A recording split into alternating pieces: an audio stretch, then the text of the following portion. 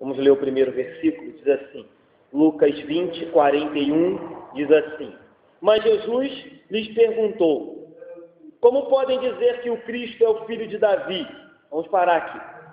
Irmãos, a gente vem numa sequência aonde eu falei que a gente está na semana em que Cristo vai ser traído e levado à cruz. A gente está nessa semana. Então, os inimigos de Jesus, de forma muito astuta, de forma muito odiosa, se uniram para pegar Jesus em alguma pegadinha e tentaram várias perguntas contra Jesus. Eles perguntaram para Jesus se era lícito pagar tributo a César, eles perguntaram a Jesus acerca da ressurreição, com quem que a mulher que teve mais de um marido iria casar no céu. Eles tentam por diversas maneiras pegar Jesus e incriminá-lo em alguma pegadinha. E agora, Jesus inverte o jogo. Jesus muda a mesa e passa de interrogado a alguém que vai interrogar os seus inimigos ou os seus opositores. Então é isso que Jesus vai fazer. Jesus agora vai começar a fazer pergunta para demonstrar que aqueles que julgavam ser muito conhecedores da lei do Antigo Testamento,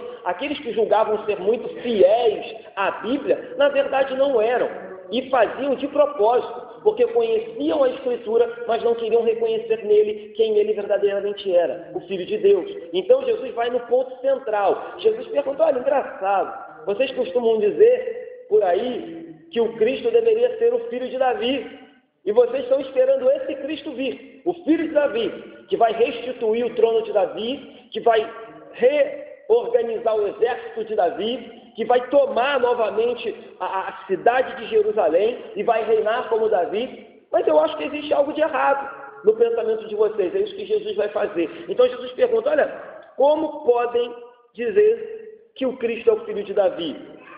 Versículos anteriores, quando a gente pregou aqui, aquele mendigo que era cego, que foi até Jesus, ele vai até Jesus e diz, filho de Davi, tem misericórdia de mim. Quando Jesus entra em Jerusalém, a multidão cantava Hosana ao filho de Davi.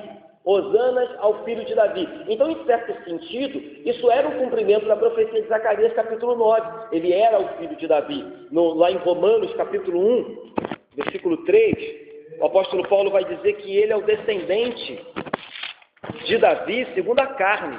Romanos 1, 3 diz assim, com respeito a seu filho, o qual, segundo a carne, veio da descendência de Davi. Então Paulo deixa bem claro, segundo a carne, ele é descendente de Davi. Contudo, Jesus queria deixar bem claro que ele não era apenas filho de Davi, ou que ele não era apenas descendente de Davi, carnal. Ele era algo a mais. Ele era o Filho de Deus, ele era o Senhor de Davi, ele era o Rei dos Reis. E como Filho de Deus, Senhor de Davi, Rei dos Reis, ele queria que todo aquele que dizia acreditar em Davi, acreditasse nele. Porque Davi mesmo o chamava de Senhor. E aí, Jesus vai formular essa pergunta, e o mais engraçado é que ele não dá a resposta. Ele vai citar um salmo que o próprio Davi escreveu. Ele diz, olha, eu vou perguntar, mas quem vai responder não sou eu, vai ser o Davi. Já que vocês dizem crer em Davi, e dizem que eu sou filho dele, ou melhor, o Messias deveria ser filho dele, não acreditam que eu sou esse filho dele. Então, Jesus quer mostrar isso. Ele não é apenas o filho de Davi, ele é o Senhor de Davi.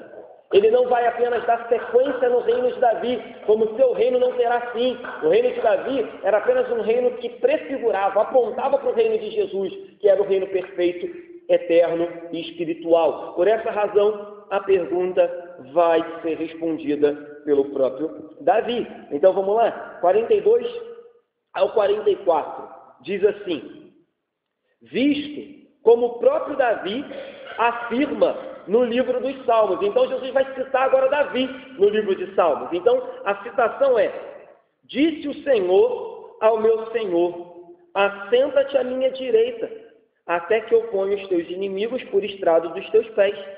Assim, pois, Davi lhe chama Senhor. E como pode ser ele seu filho? Jesus está citando aqui, queridos, o Salmo 110, versículo 1. Jesus diz assim, olha, lá do Salmo 110, quando Davi escreve sobre mim, ele diz, disse o Senhor ao meu Senhor. Como pode, então, se ele me chama de Senhor, eu ser apenas filho de Davi? Tem algo de errado nisso. Ou seja, eu não sou apenas a raiz de Davi, eu não venho apenas da raiz de Davi, eu sou o renovo de Davi, eu sou o renovo da casa de Israel, eu sou o renovo de Judá, eu sou aquele que haveria de vir e vim. E aí ele dá sequência e diz assim, olha, Davi, quando de forma profética, de forma iluminada pelo Espírito Santo, escreve esse salmo, ele diz que o Senhor disse ao meu Senhor, assenta-te. E essa questão de assenta-te, né, é uma figura de alguém sentado no trono, enquanto o seu inimigo encontra-se derrotado aos seus pés, e ele encontra-se ali, diante do seu inimigo derrotado, numa posição de vitória, de poder, de domínio. E é isso que o Senhor disse ao Senhor de Davi. Você percebe que Davi está citando aqui dois senhores.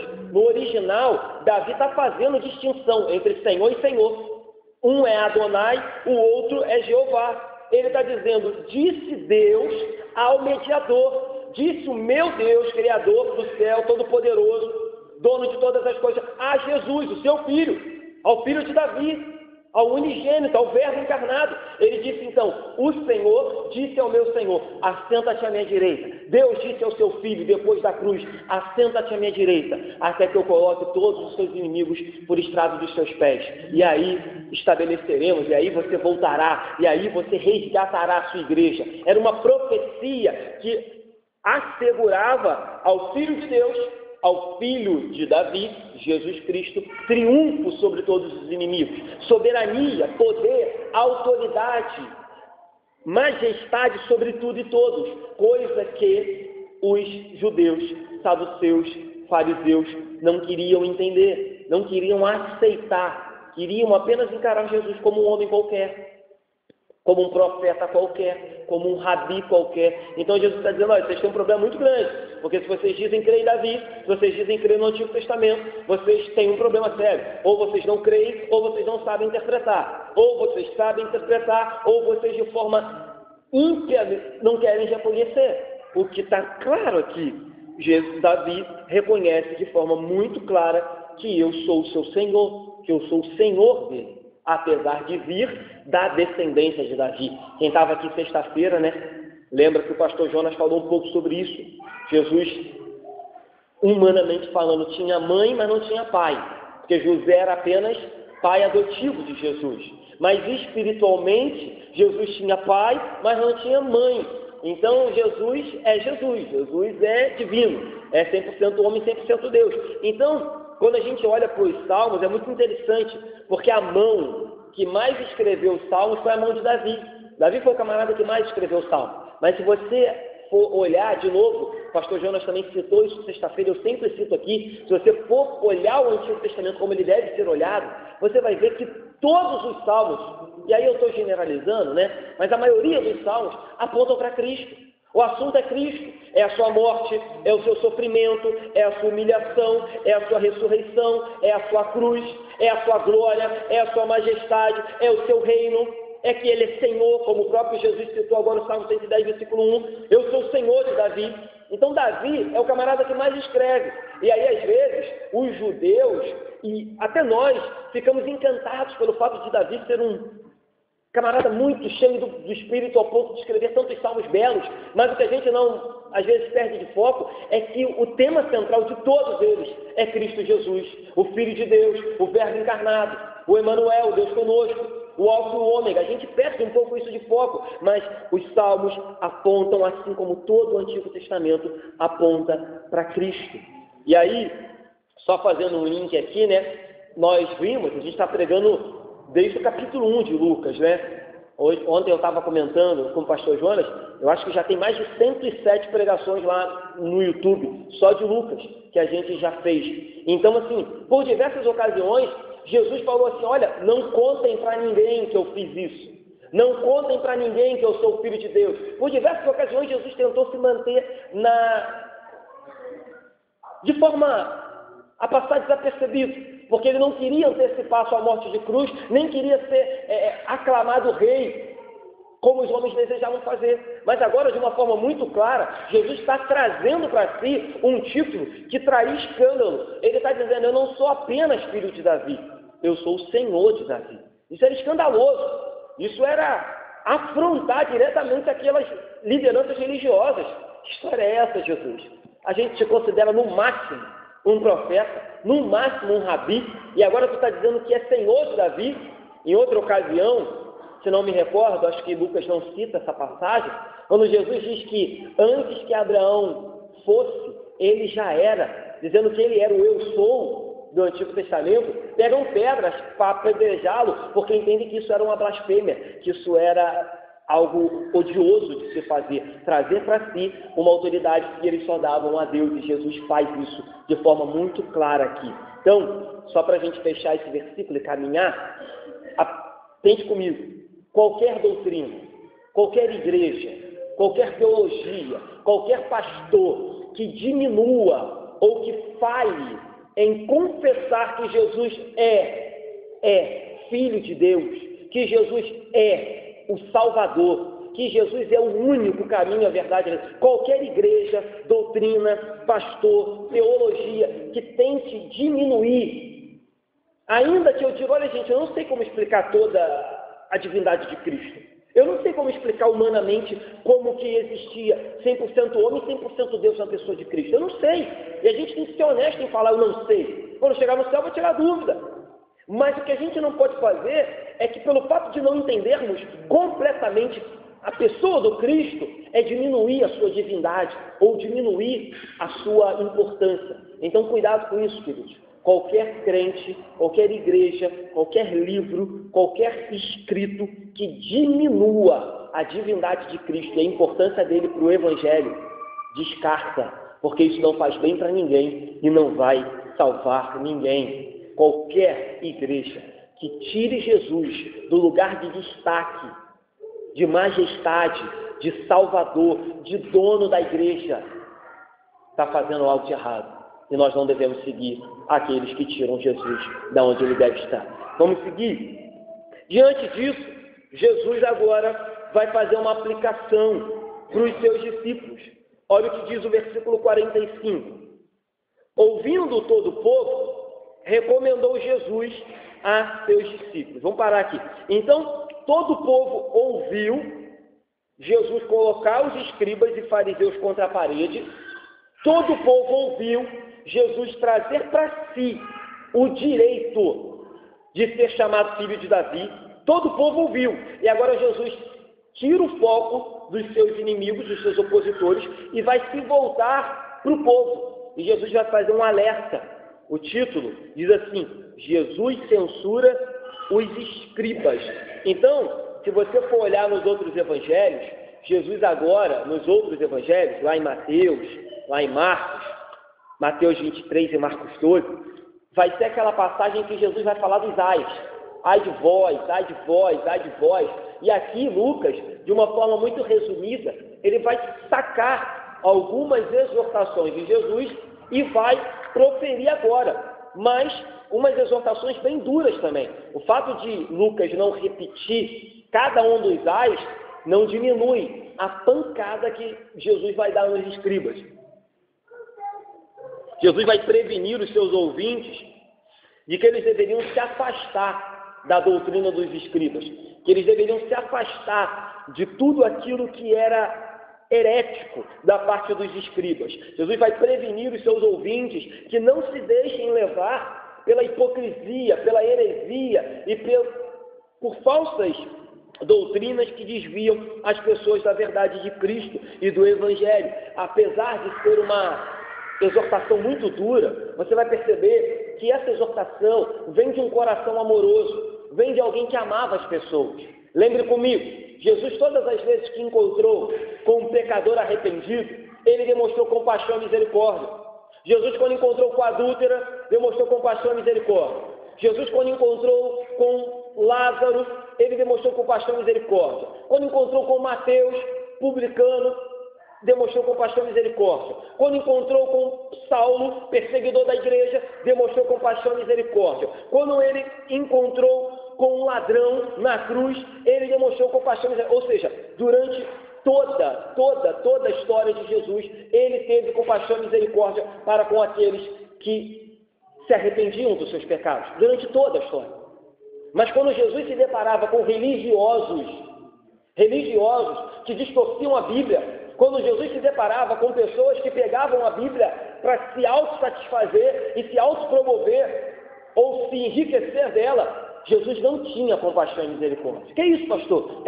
Jesus sempre era duro, Jesus sempre se indignava, Jesus sempre fazia questão de denunciar o pecado dessas pessoas. Quando encontrava com pecadores arrependidos, Jesus dizia: vá, não peque mais, vá, tua fé te salvou. Jesus sempre chamava arrependimento e dificilmente Jesus tornava público o pecado daquelas pessoas. Mas quando Jesus se deparava com líderes religiosos, com pessoas que faziam de propósito, com pessoas que conheciam a Escritura e ainda assim distorciam contra o próprio Senhor da Escritura, ele, de forma muito dura, ele exortava essas pessoas, e é isso que a gente vai ver agora. Então, pense nisso, queridos. Pense nisso. Às vezes, e eu não estou dizendo isso aqui para passar a mão na cabeça de nenhum pecador, não, porque não faço isso, os irmãos da igreja sabem. Mas às vezes, a gente fica muito preocupado com alguns pecados que a gente considera, e são mesmo, escandalosos, como o adultério, como fornicação, como, embriaguez, usar drogas e outras coisas mais. Mas a gente se esquece que Jesus se indignava com pecados que às vezes a gente faz vista grossa, que era a hipocrisia, a religiosidade, a falsidade, a mentira, a distorção das Escrituras. Às vezes a gente fica muito focado, eu estou de novo, não estou passando a mão na cabeça dos que cometem tais erros, mas às vezes a gente esquece que Jesus se indignava muito mais com aqueles que fazem parte da igreja, do convívio cristão, e ainda assim cometem coisas absurdas. A gente tem que tomar cuidado com isso e atentar para isso, certo? Vamos seguir? 46 e 47, primeira parte, diz assim: guardai-vos dos escribas, que gostam de andar com vestes talares, e muito apreciam as saudações nas praças, as primeiras cadeiras nas sinagogas e os primeiros lugares nos banquetes, os quais devoram as casas das viúvas e, para os justificar, fazem longas orações. Vamos parar aqui. Então Jesus agora vai citar qual era o problema, quais eram os pecados, quais eram as atitudes que os escribas cometiam, que ao ver de Jesus eram fermento, eram hipocrisia, eram pecados absurdos. E aí Jesus começa a falar: olha, primeiro, cuidado, porque os escribas gostam de andar vestidos com roupas sacerdotais, com roupas espirituais, sabe? Nada contra mesmo. Até porque existem ocasiões e ocasiões. Mas você conhece aquela pessoa que só se veste bem arrumada, porque no fundo o que ele quer é passar para as outras pessoas que ele está bem arrumado. E infelizmente, no meio evangélico a gente tem muito isso. Pessoas que só botam, e aí eu vou citar esse exemplo, porque é um exemplo normal do nosso evangelical, né? Sei lá, do nosso gospel. As pessoas usam terno e gravata simplesmente porque querem passar um ar de que estão de terno e gravata. E se você não está de terno e gravata, você não é tão espiritual quanto eles. Acho que eu já citei isso aqui. Uma vez a gente foi para Paraíba, Ilana, e ficamos lá uma semana lá, no campo missionário. E durante uma semana a gente pregou, eu preguei, Ilana também, para crianças, durante vários dias para crianças. E uma vez, e para as congregações na Paraíba. Uma vez o missionário falou assim para mim, o missionário Sebastião, inclusive nós o ajudamos aqui como um missionário nosso, ele falou: o irmão não trouxe nenhum paletózinho, não? Aí eu falei assim: ô pastor Sebastião, veio alguém lá de Niterói de paletó aqui ajudar o senhor? Aí ele: não. Então, quem veio fui eu, não foi? De blusa polo. Então, falei: outra coisa, pastor Sebastião. Claro, com respeito, né? Falei: outra coisa, pastor Sebastião, o paletó vai pregar? Ele: não. Falei: porque se o paletó pregar, eu vou ali no brechó e compro um paletó.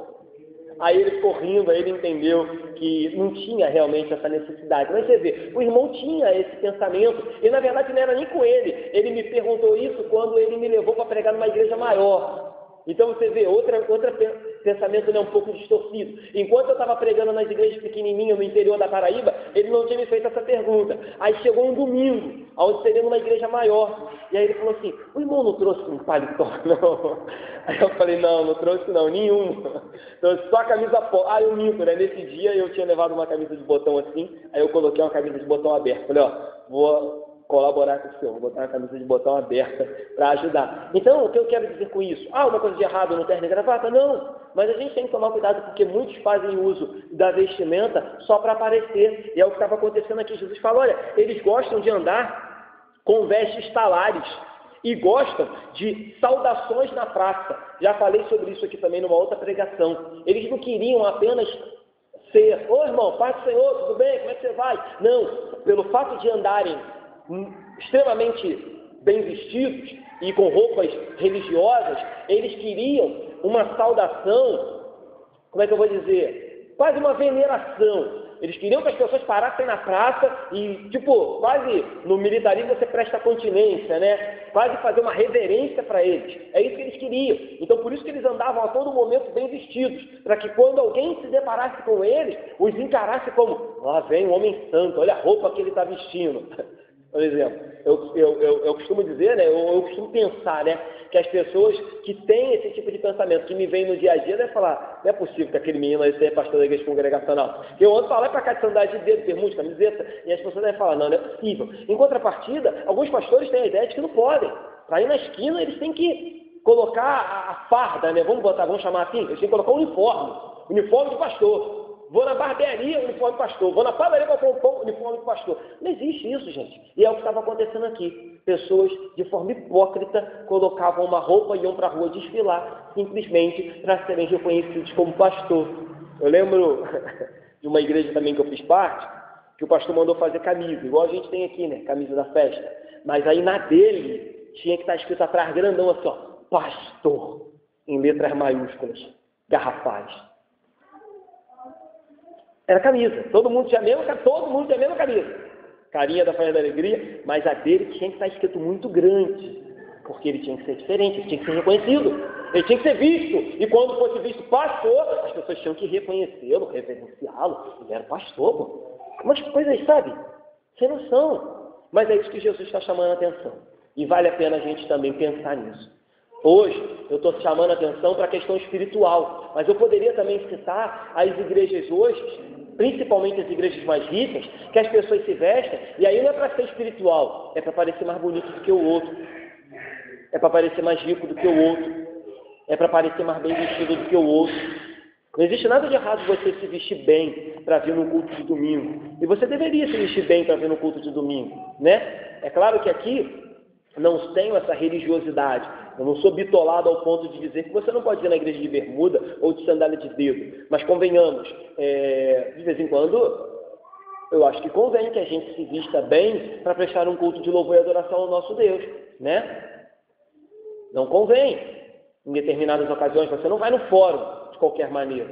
Você não vai fechar um contrato de qualquer maneira. Você não vai numa entrevista de emprego de qualquer maneira. Apesar de eu ter burlado isso, na minha faculdade, alguns professores exigiam que quando a gente fosse fazer a apresentação, ou que quando a gente fosse fazer alguns trabalhos, a gente fosse vestido de forma social. Eu burlei isso o máximo que eu pude. Mas você vê, se na faculdade existem regras, se no judiciário, se numa entrevista de emprego, se no seu trabalho existem algumas regras, eu às vezes me preocupa que algumas pessoas venham também para o culto de qualquer maneira, mas em contrapartida me preocupa também aquelas pessoas que se vestem muito bem, não para Deus, mas para mostrar para o próximo a roupa nova que ele comprou, o modelito novo que ele tem. Isso é lamentável, querido. Então cuidado com isso. A gente não pode descambar nem para um lado, como a gente também não pode descambar nem para o outro lado. A gente tem que tomar cuidado. Infelizmente, muitas e muitas igrejas se tornaram desfiles de época, desfile de moda, desfile de quem se veste mais bonito, certo? Cuidado com isso. Já diz aí as más línguas, né, que as mulheres não se vestem para os seus maridos, que as mulheres se vestem para as outras mulheres. E se isso é verdade lá fora, sinceramente não me interessa. Eu sei que aqui na igreja a gente deve se vestir para Cristo. Ele é o dono da igreja, Ele é o nosso Senhor. Nós somos a noiva, Ele o noivo, certo? Então se a gente tem que se vestir, seja da maneira que for, de sandália ou não, de sapato social, ou de esporte, ou de terno terno e gravata, não importa como é, desde que o coração seja voltado para Cristo. É isso que a gente tem que entender, certo? Não se vista para o pastor, não se vista para o irmão da igreja, se vista para Cristo, para Cristo. Se você entende que você encontra-se de forma agradável, desde que, né, aí deixa de novo aqui eu fazer um porém, né, queridos? Desde que a maneira que você acha agradável não seja vulgar, meu irmão, não seja vulgar, não tem problema, vista-se para Cristo. Até porque, convenhamos, né? Ainda que você seja um novo convertido, você jamais pode se olhar no espelho de forma vulgar e achar que você está se vestindo para Cristo, né, irmão? Vamos lá, né? Convenhamos. Uma sandália, uma bermuda, eu até aceito. Mas de forma vulgar, eu não sei que Cristo é esse que você conhece. O meu Cristo não tolera esse tipo de coisa, certo? Então, vamos lá, voltando para cá. Então, eles gostavam de ser reconhecidos, gostavam de ser honrados. Outra coisa, o texto diz assim: gostam das primeiras cadeiras na sinagoga e os primeiros lugares no banquete. Já falei sobre isso aqui também, numa outra passagem que a gente pregou. Os hereges daquela época gostavam de sentar em cima do púlpito, gostavam de destaque e gostavam dos primeiros lugares no banquete. Jesus já pregou sobre isso há um tempo atrás. Então, cuidado com isso também. Cuidado com querer destaque dos homens. Cuidado com querer os primeiros lugares. Lá na epístola do apóstolo Tiago, o irmão de Jesus, ele vai dizer assim: olha, vocês estão pecando. Vocês estão reservando lugares só para os ricos. E quando os pobres chegam, vocês dizem assim: fica em pé lá no fundo lá, ou então senta aqui, ó, no degrau do púlpito. Tá lá em Tiago, depois vocês vão lá. Eles faziam isso. Eles reservavam lugar só para os ricos. Aí quando os pobres chegavam, eles falavam: fica em pé lá no fundo do culto. Ou então, se você quiser, pode sentar aqui no estrado dos meus pés. Pode sentar aqui, ó, na escada. E aí Tiago diz: olha, isso é abominável para Deus. Isso é condenável para Deus. E olha que Tiago está escrevendo uma carta para pessoas que se converteram ao cristianismo. Então, dentro do cristianismo, para quem Tiago está escrevendo, que é uma epístola geral, a gente não sabe, não tem uma igreja específica, era uma epístola que era para rodar as igrejas da época, como hoje a gente lê Tiago na nossa igreja. Tiago está falando para cristãos, pessoas que se converteram e que estavam tratando as pessoas com diferença, tratando as pessoas com preferências, os que eram mais ricos. E aí Tiago diz: olha, eu sei a que Jesus vocês estão servindo. E aí o texto segue e diz assim: e pior, eles devoram as casas das viúvas e para justificar fazem longas orações.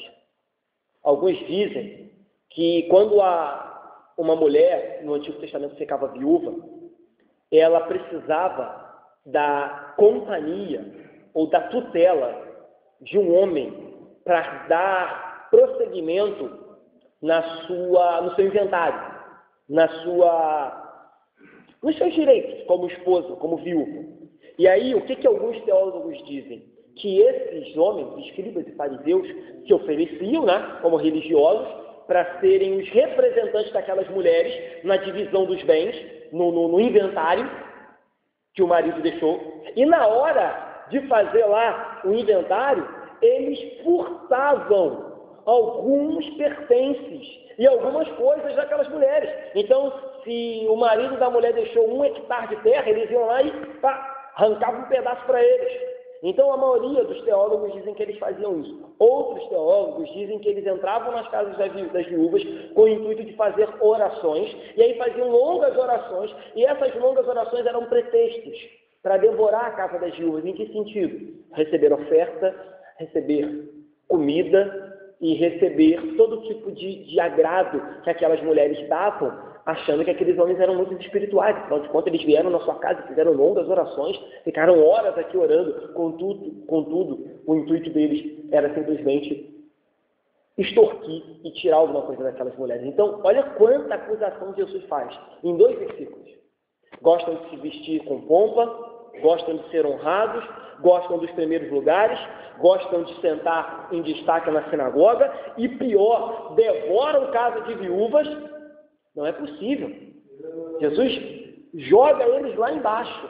E aí Jesus termina de forma muito dura, a gente vai ler o final já. Só para terminar, compare o seguinte: a simplicidade, a honestidade e a generosidade de Cristo com a atitude dos seus opositores. Eles eram falsos, eles eram gananciosos, eles eram soberbos, eles eram arrogantes, ou seja, eles eram completamente o oposto a Cristo. E aí a minha pergunta é: a quem a igreja evangélica dos dias de hoje tem imitado? A quem nós temos imitado? Temos de um lado soberba, arrogância, ganância, falsidade. Temos do outro lado generosidade, amor, honestidade, misericórdia, simplicidade. A quem? Essa é a minha pergunta. A quem nós, evangélicos de hoje, 2018, temos imitado? Vamos fazer uma meia-culpa? Muitos cristãos não têm imitado a Jesus Cristo. Muitas igrejas não têm imitado a Jesus Cristo. Não tem. E de novo, falo isso com muito cuidado. Se a gente não vigiar, amanhã ou depois pode ser a gente, pode ser a nossa igreja. Mas eu fico muito escandalizado e muito assustado quando eu vejo as qualidades de Jesus, quando eu vejo as qualidades dos inimigos de Jesus e dos opositores de Jesus. Eu olho para a nossa sociedade, eu olho para a nossa igreja evangélica brasileira e percebo que na grande maioria você encontra mais características dos opositores de Jesus do que do próprio Cristo. Claro, não querendo justificar também, mas talvez seja por isso que grande parte das pessoas que não são cristãs dizem assim: eu não quero fazer parte da sua igreja, eu não quero participar de uma igreja evangélica, eu não quero participar daquela igreja ali perto da minha casa, porque as pessoas conseguem discernir que algumas igrejas são iguais a elas. Elas são gananciosas, elas são soberbas, arrogantes, prepotentes, elas só buscam o seu próprio interesse. E aí quando elas olham para a igreja do lado, da esquina da sua casa, elas percebem a mesma coisa. E o que elas vão fazer lá? Nada. A igreja é igual a elas. A igreja se assemelha a elas. É claro que isso não justifica. Já falei aqui que certa feita li em algum lugar que alguém falou assim para um pregador: eu não vou na igreja não, lá só tem gente hipócrita, lá só tem gente pecadora. E aí o pregador disse assim: não seja por isso, tem vaga para mais um, vamos para lá. Então isso é fato também. Eu sei que as pessoas gostam de justificar os seus erros apontando os erros da igreja. Mas o fato das pessoas quererem justificar não tira da gente a responsabilidade de que a gente tem que fazer uma autoanálise e falar: caramba, calma aí, eu tenho que parecer mais com Jesus. A minha igreja tem que se parecer mais com Jesus. Eu, na minha família, tenho que me parecer mais com Jesus. No meio da faculdade, eu tenho que me parecer mais com Jesus. No meu trabalho, eu tenho que me parecer mais com Jesus. Não dá. Se eu me assemelho aos ímpios, se eu me assemelho aos opositores de Jesus, eu não estou seguindo a Jesus. Então, vamos ficar com essa crítica, certo? Devemos ser sinceros, devemos ser verdadeiros, devemos deixar de lado toda hipocrisia, toda mentira, sabe? Toda falsidade. Às vezes a gente quer colocar uma capa, uma máscara, às vezes a gente quer colocar uma vestidura de crente que não convém, de muito santo, de muito perfeito. Certo, queridos? Pare com isso. Seja honesto, seja sincero. Abra o seu coração. Jesus conhece o nosso coração. A gente pode conseguir mentir uma falsa espiritualidade para os outros, mas nunca vamos conseguir mentir uma falsa espiritualidade para Jesus. A gente pode colocar uma máscara e enganar a igreja, mas jamais a gente vai conseguir colocar uma máscara e enganar a Cristo. Cuidado com isso, certo? Vamos terminar? Termina assim, a parte final do 47. Estes sofrerão juízo muito mais severo. Estes sofrerão juízo muito mais severo. Então, como um trovão, Jesus agora pronuncia uma condenação para estes. Estes quem, pastor? Estes que cometem isso que a gente acabou de falar. Na época, os escribas. Na época, fariseus, saduceus e todos os outros inimigos de Jesus. Mas hoje, o que Jesus está dizendo é: ei, você que conhece a lei, estuda a lei, interpreta a lei, vai na igreja e ainda assim, não entende qual é a vontade de Deus para a sua vida, ou não serve Deus de forma correta, o que te espera é um juízo severo. E aí, Jesus vai entrar aqui numa outra verdade teológica bem difícil de se explicar e bem difícil de se entender. Inclusive, algumas pessoas, por não saberem explicar, porque a Bíblia não é clara nisso, inventam um monte de coisa. Não vou inventar nada, só vou dizer que Jesus deixa bem claro que para estes quem? Os que conhecem, os que leem, os que estudam, os que frequentam a igreja e ainda assim não têm no seu coração a verdade de Deus, Jesus diz assim: o juízo será muito mais severo. Então isso deixa bem claro que no dia do juízo, a punição e o castigo de alguns pecadores serão mais severos do que os de outros. Como vai ser isso, pastor? Eu não sei. A Bíblia não deixa claro. Existe um monte de gente doida que vai começar a escrever um monte de bobagem. Dizer que em algumas partes do inferno vai ser mais quente, outras partes vai ser menos quente, em algumas partes do inferno Satanás vai estar chicoteando as pessoas, na outra parte Satanás vai estar furando, porque não conseguem se contentar em ficar só com a Bíblia. Aí tem que inventar. Então a gente se contenta com a Bíblia. Eu não sei, mas Jesus diz que essas pessoas, religiosos hipócritas, sofrerão muito mais juízo e um juízo mais severo. Ou seja, pessoas que tinham a cabeça cheia de conhecimento, mas o coração vazio do amor de Deus. Outro detalhe, a gente tem que tomar cuidado com isso. Às vezes, e eu falo isso porque eu creio nisso, às vezes a gente se julga uma igreja que dentro do possível é bíblica. Às vezes a gente se julga uma igreja que dentro do possível conhece a palavra de Deus, onde a palavra tem sido pregada domingo após domingo. Mas a gente tem que tomar cuidado, porque se a gente tiver só conhecimento na mente, mas se a gente não tiver dentro do nosso coração a verdadeira palavra de Deus, ou melhor, se o nosso coração não for movido pelo amor de Cristo Jesus e pelo Santo Espírito de Deus, de nada adianta muito conhecimento na mente. Vou pregar 300 vezes aqui, 300 vezes. Mas se você só adquirir conhecimento e não entender que o seu coração tem que ser transformado, não vai adiantar de nada. Não vai adiantar de nada. Posso pregar 10 anos aqui seguidos. Você vai ficar com a sua mente muito cheia, mas vai chegar no céu com o coração vazio. E aí sofrerá um juízo muito mais severo. Cuidado com isso. Vamos terminar? Fazer algumas aplicações? Primeira aplicação, queridos, é que a gente percebe que a divindade de Jesus, ela é eterna. Desde o livro de Salmos, desde o Gênesis, desde o Antigo Testamento, Jesus é Deus. Jesus é divino. Ele é o nosso Salvador. Ponto. E segundo, a gente percebe aqui que o fato das pessoas quererem minimizar Jesus, desmerecer Jesus, desacreditar Jesus, não é de hoje, é algo muito antigo.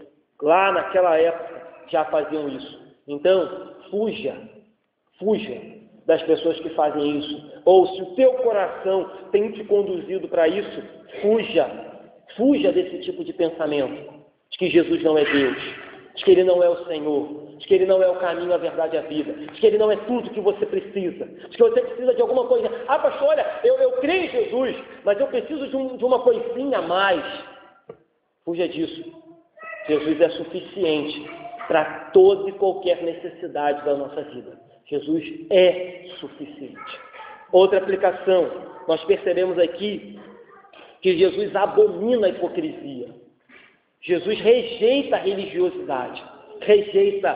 Jesus rejeita um cristianismo barato, que só tem conhecimento, mas não tem vida prática, que só tem conhecimento, mas que não tem um coração que ferve por Ele e pelos perdidos. Cuidado com isso também, certo? E para terminar, eu disse, a Bíblia não é muito clara nisso, a Bíblia não faz questão de ser clara, e quando ela não quer ser clara, é ela que manda, a gente se cala. A Bíblia diz que a condenação e o juízo de alguns pecadores serão maiores em alguns casos. Então, cuidado. E aí, o que nos assusta é que Jesus não diz assim: olha, os adúlteros terão maior juízo, olha, os fornicadores terão maior juízo, olha, os homossexuais terão maior juízo. Não, Jesus diz: os hipócritas, os religiosos, os que distorcem a lei, os que distorcem a Bíblia, esses terão maior juízo. Isso que chama atenção mais ainda. De novo, não estou dizendo que os outros tipos de pecado não terão punição, porque a gente sabe que vão ter. Mas o que nos chama atenção é que Jesus fala, olha, não são esses aí que estão fora da igreja que terão maior juízo, mas são os que estão dentro da igreja. Vivendo uma coisa no domingo e vivendo outra de segunda a sábado. Dizendo uma coisa, mas vivendo outra. Carregando o nome de cristão, andando com a Bíblia debaixo do braço, mas vivendo outra coisa em quatro paredes. São esses que terão maior juízo, maior castigo. Isso nos assusta, certo? Porque é muito comum a gente achar que quem vai ter mais juízo são aqueles que estão lá fora. Tem uma passagem na Bíblia, eu não me recordo agora de cor, em que ela diz assim, já é a hora de começar o juízo de Deus. E o juízo de Deus vai começar pela sua casa. Já é a hora. É uma profecia, claro. Mas a profecia diz, quando o juízo começar, vai começar pelos de dentro. Porque nós conhecíamos a verdade, ouvimos a verdade, aprendemos a verdade. E é a obrigação nossa, praticar a verdade. Praticar a verdade. Certo? Vamos terminar? Vou orar.